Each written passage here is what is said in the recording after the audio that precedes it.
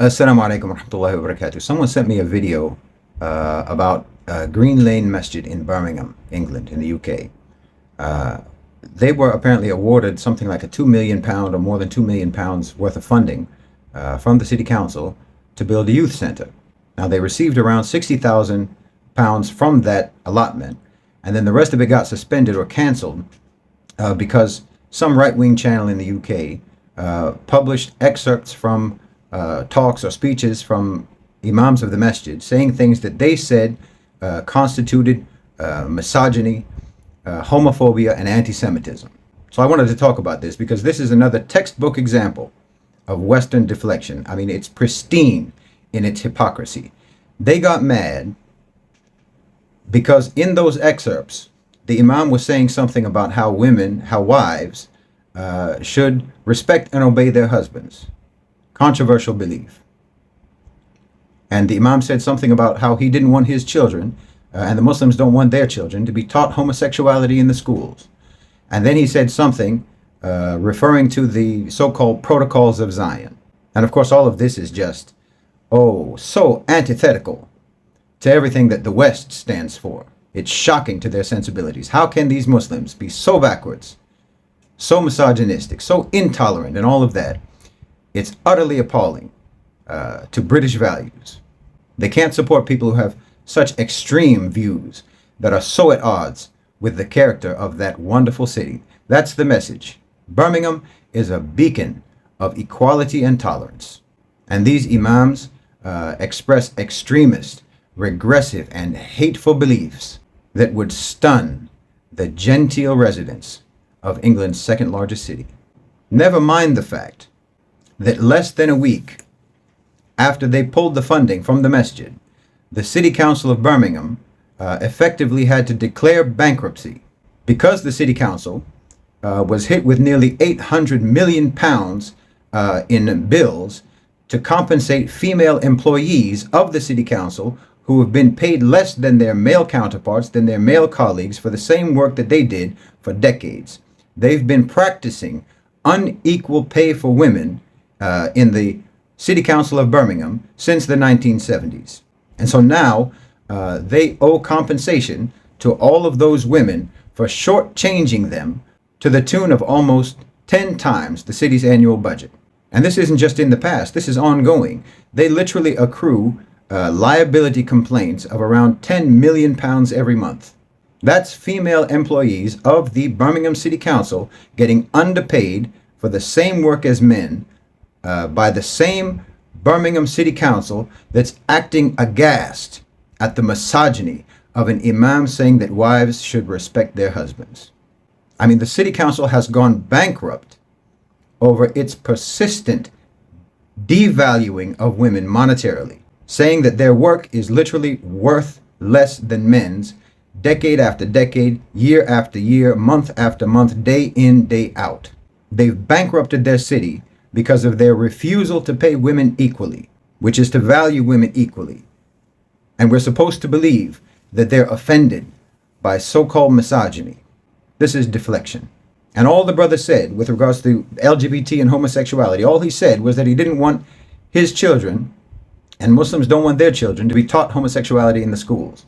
And he said that if someone's gay, we don't approve, but we will adhere to the law of the land, and we'll mind our own business about them. We won't bother them.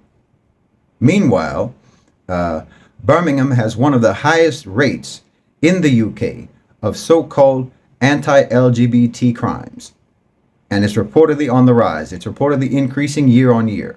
The LGBT community in Birmingham has had their centers vandalized. They've had hateful graffiti painted all over their centers. They've had their property damaged. People have been attacked. They say that gay people who are living in Birmingham are living in fear of so-called homophobic violence in that city. Remember, the Muslims are saying, that imam was saying, that we will obey the law and we'll leave these people alone if they leave us alone and if they leave our children alone. That's all he was saying. But the other people of Birmingham, outside of Green Lane Masjid, they assault and they vandalize and they attack those people. But the Birmingham City Council wants to say that Muslims are the problem when the Muslims are taking a more moderate and more law-abiding position than the non-Muslims in Birmingham. Again, this is because you want to claim to have values that you don't have. And then you want to castigate the Muslims for being honest about the values that we do have, because those values don't align with the values that you pretend to have but don't. And the values that we actually have, the values that we actually say that we have, we'll say openly what we have, what we believe. And the values that we actually live by are more moderate, more tolerant, more reasonable than the values that you actually have, that you actually live by, but pretend not to have and pretend not to live by. This is complete deflection. Okay, and then the brother said something in reference to the so-called Protocols of the Elders of Zion, which everyone knows is a hoax book, an anti-Semitic book that's meant to demonize the Jews and propagate the very distinctly European and British conspiracy theory that the Jews run the world. Well, he heard about that book from you. You people wrote it, you published it, you disseminated it, you believe it, and no one in history has ever been more anti-Semitic than your people. Birmingham is listed as one of the top 5 worst cities in the UK for anti-Semitism. Reportedly, anti-Jewish hate crimes have been increasing in Birmingham and across the UK year on year. It's embedded in the culture and has a very long history. But you want to pretend that a Muslim referring to one of your own anti-Semitic books is the problem. You're mad at him for learning what you taught him. Green Lane Masjid and the Muslims in Birmingham represent the most moderate and the most reasonable and the most law-abiding segment of that society.